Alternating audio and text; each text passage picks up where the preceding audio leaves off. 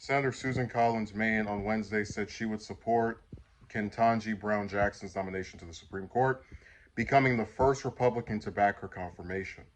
After reviewing Judge Ketanji Brown Jackson's extensive record, watching much of her hearing testimony, and meeting with her twice in person, I have concluded that she possesses the experience, qualifications, and integrity to serve as an Associate Justice on the Supreme Court, Collins said in a statement.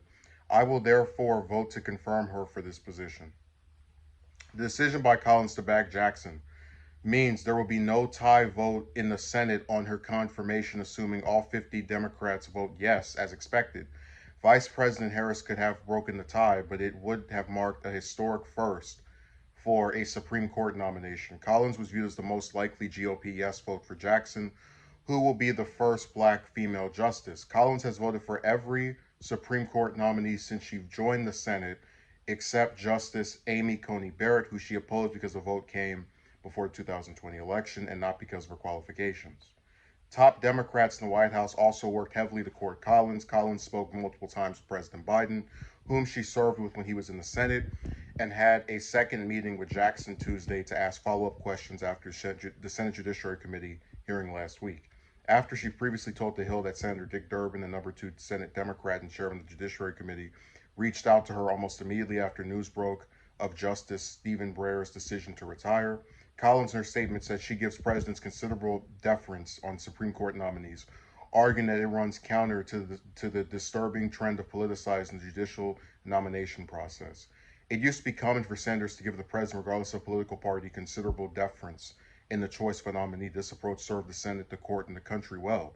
It instilled confidence in the independence and the integrity of the judiciary and helped keep the court above the political fray, Collins said.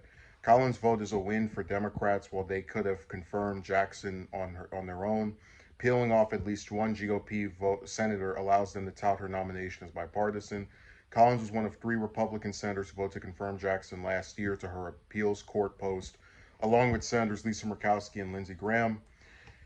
Democrats are on track to hold a vote on Jackson's nomination before they leave for a 2-week break. The Senate Judiciary Committee will vote on her nomination on Monday. That sets up the Senate to confirm her by April 8th. So I was not surprised by this because, again, they mentioned that Collins has voted for every single Supreme Court nominee since she joined the Senate, except for Barrett, who wasn't even someone she opposed because she didn't like her positions. But also, I know that she has a good working relationship with Biden because I remember, when they were in the Senate together, and they were still on good terms. He was vice president, so I would be very shocked if she was against his nominee.